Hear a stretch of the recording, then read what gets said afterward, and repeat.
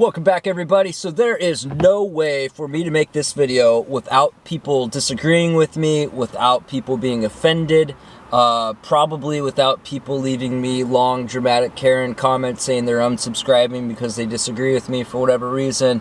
That's fine. This all kind of needs to be said. Today I'm talking about how the housing crisis and the homeless crisis is tying into van life and making it harder, and talking about whether or not this is the end of van life. It's not. It's just getting harder. I'll just throw that out there right now. So we're just going to get into this, man. The housing crisis and homeless crisis has increased the amount of people living in vehicles and on the streets. And at the same time, a certain percentage of those people are really sloppy and making it harder for everybody else, and increasing laws and just making it much harder. And I think we're getting to the boiling point where some big changes are going to have to happen, and they may not be in the favor of people living in vehicles. So this is such a complex issue with so many different sides to it. There is no easy explanation. There is no easy answer. There is no easy solution for the situation that we are in. And there's no one person or organization or side to blame for it. The reality is that housing has become really unaffordable. We don't have the support systems that we need to be able to deal with this situation, and that's why we're in a crisis. On one hand, we have this massive homeless epidemic, and I live in the Portland, Oregon area, which is kind of ground zero for it. We've got some of the worst of it, but really all over the West Coast and many other parts of the country as well. We've got it, and the normal everyday person who doesn't live in a vehicle, what they see the most of is the homeless epidemic. And like, look at this news clip I saw yesterday. Well, turning now to the city of Portland and a dispute over parking. A longtime business pays the city thousands of dollars a year for employee street parking. Those spots now overrun by homeless camps. Us people on the streets, we have different mindset.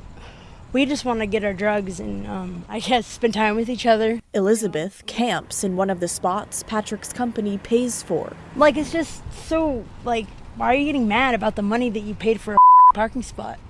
An empty parking spot. Yeah, because he can't like, use what it. are you going to use it for? Well, his employees, that's what But they're not even parking here, though.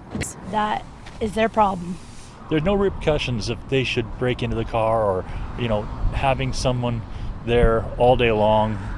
It doesn't feel safe. People who are working and don't get high and have different family lives, they do fear the homelessness and the way that they are dope sick and, you know, fiending, and they will rob and they will steal, you know, and they can't control themselves like sometimes, and I get that scary. But parking is not the only problem. The tents block access to work for one employee in a wheelchair. He has to maneuver around the camps quite often to try to get here.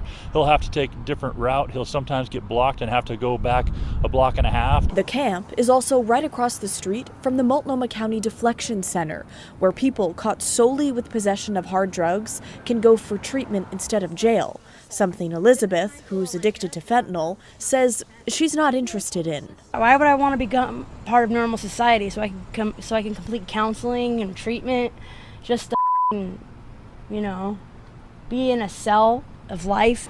So those people weren't living in vehicles, they were living on the streets, but there are news stories like that all the time in the Portland, Oregon area of people living in RVs and vans and just leaving messes everywhere and committing crimes and not acting right and causing problems and making people feel unsafe in their communities and making it harder for business owners to run their businesses. And yeah, it's really those people are kind of easy to hate, and they're making it hard for everybody else. The other side of this is there are so many people living in vehicles now for so many different reasons. You know, during COVID, we had the rise of work from home. We got Starlink, and there are people making hundreds of thousands of dollars a year out traveling in their super nice $400,000 custom built Sprinters and $1 million RVs and crazy badass overland vehicles and stuff, you know, that aren't causing problems for anybody. There are retirees who now their house that they paid off in, 1970 or whatever, now their property taxes are so high that they can't afford them on their retirement savings and their Social Security. So they're just out traveling and enjoying, their golden years out on the road and enjoying life. And there are young people who just can't afford rent. In the Portland, Oregon area, you have to make at least $25 an hour to qualify for just a modest, basic little one-bedroom apartment in a decently safe area. Nothing fancy, nothing special. And that's just to qualify. It doesn't matter if you buy $10 lattes or avocado toast or whatever the meme is right now. That's just to qualify for an apartment. You literally cannot get an apartment without that. We've got more people, since World War II, more people than ever living with their parents, more people than ever living in vehicles, and all the new housing they're building is all luxury housing. And I don't understand the whole situation. It's something to do with the stock market, and they build these buildings, these apartment buildings, so they can charge super high rent to jack up the value of it so it looks good on the stock market. People are investing in housing and stuff and treating it like it's an investment rather than a basic need. And most people don't qualify to live in these apartments, and a lot of them are empty, and they've got all these 6 months free rent, and they'll give you a free garage, and they'll give you a free TV and all these special things, and people can't afford to live in them. It doesn't really make any sense, and they're just not building affordable housing.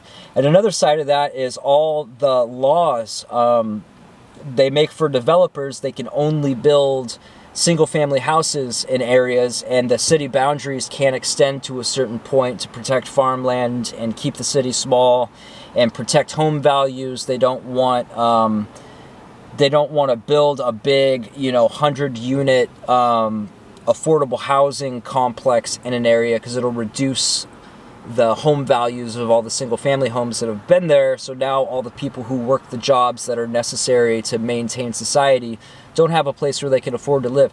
School teachers, firefighters, factory workers, auto mechanics, store clerks, all these basic jobs that are necessary for society to function, these people can't afford to live, so they're moving into vehicles, and there's not enough places for the vehicles to park, and there's all these laws coming down on people. And there's people, I get comments all the time, just get a better job. Well, there's not enough good jobs for everybody to do that, to move out of vehicles into homes. It's a systemic issue. It's not an individual issue.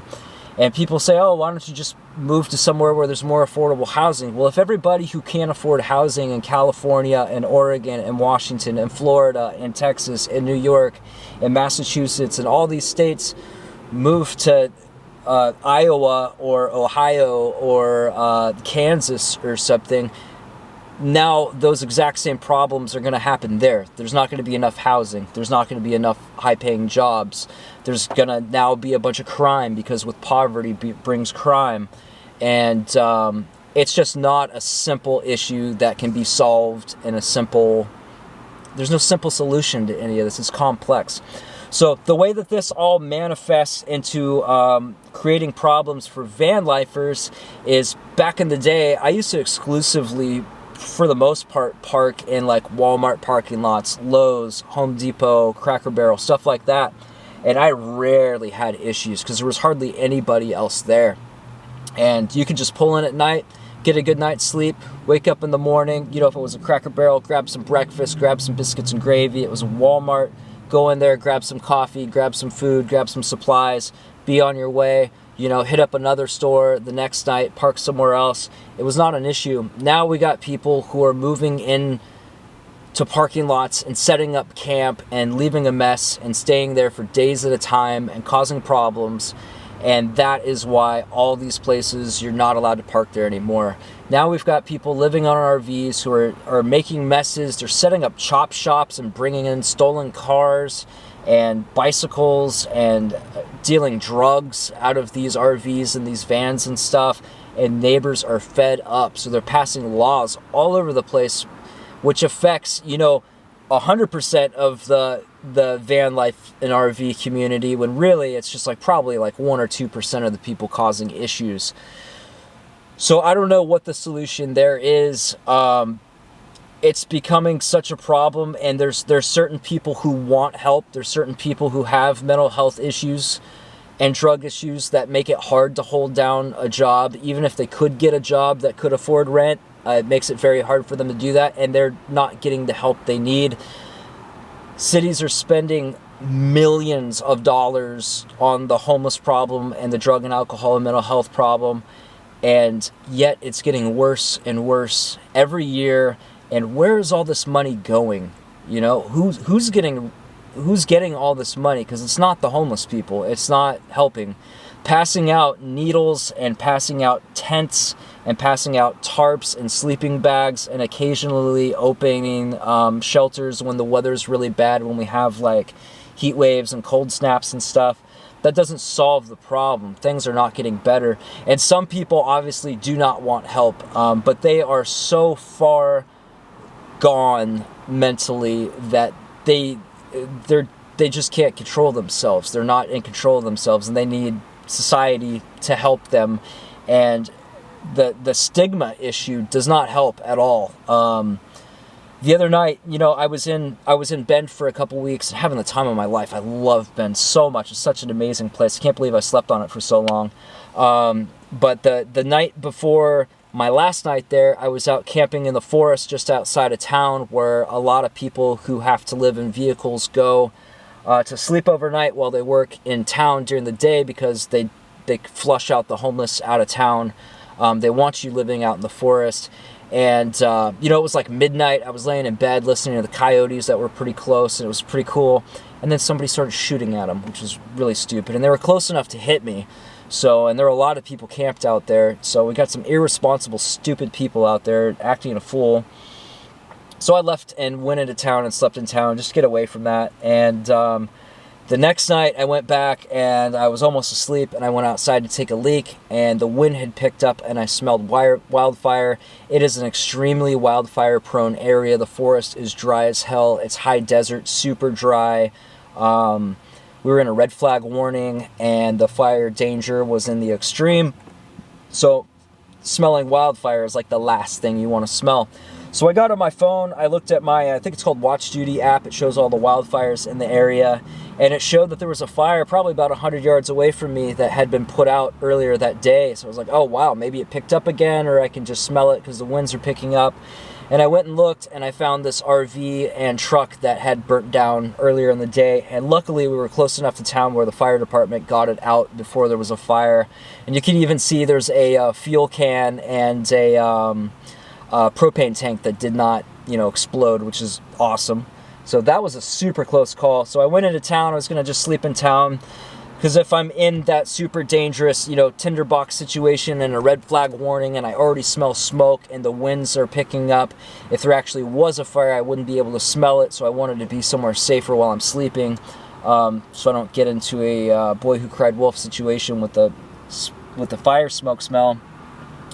And my mom had texted me and said, hey, there's a wildfire north of town, keep an eye on it. And thanks, Mom. And I was watching that, and I woke up about 6 in the morning, and the smoke in town was so bad that I was having trouble breathing, and I had just a splitting headache, and was not feeling good at all. So I had to get out of there. So I got out of town, and I went to Sisters up north, and you know, when I left, there was no smoke there. The air quality was good, and by the time I got there, an hour later, the smoke was pretty bad. So I went up into the mountains and slept, and ended up going to the coast. So I had been watching, you know, at all the Facebook groups and stuff, watching this fire, and it ended up getting about 1.5 miles away from the town of Sisters, which is just a beautiful little town in central Oregon, and almost burnt the town down. Thank God the weather was in favor, and they had enough resources of the wildfire firemen that they were able to save the town. A few people did lose their homes. I think 4 homes were destroyed and multiple buildings. And as I was watching this group, so many people were like, oh, it was a homeless camp. It was a homeless camp that started the fire.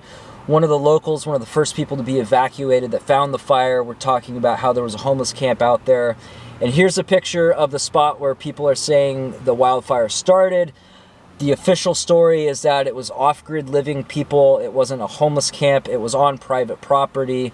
It was a bunch of trailers and, you know, derelict RVs. The issue is these old RVs that people are living in that have to live out in the forest because you can't live in town where there's resources, where there's jobs, where there's everything else. These old RVs are so poorly made. New ones are poorly made. And once they get old and they've been out on the road for mile after mile and all these hot and cold cycles are falling apart, the insulation or the wiring is bad. They've got all kinds of, you know, by the time they're 10, 20, 30 years old, they've probably got all kinds of water damage. They're being poorly maintained. They've got poorly maintained old propane systems that are probably leaking, and they're just an accident waiting to happen, these old RVs.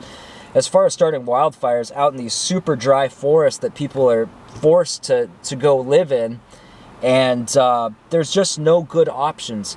You can't, if you have a decent job, you can't afford rent, you can't afford to buy a house. If you want to live in an RV, then you have to go out into the forest or you have to go out into industrial areas. There's nowhere for you to go. The city of Portland had they were running an RV park for people for a while, but now they're closing that down. I don't know why. I haven't looked into that. You can't get into an RV park because they all have these 10-year rules. Yeah, there's some that don't, that have monthly rent, but they're still very picky. And it's still, you know, I was paying, and outside of San Diego and Ramona, I was paying $750 a month. It's probably more now for that park. I found some parks around here and around Bend that are around, you know, $800 to $1,200 a month to have a spot to park plus hookups and stuff.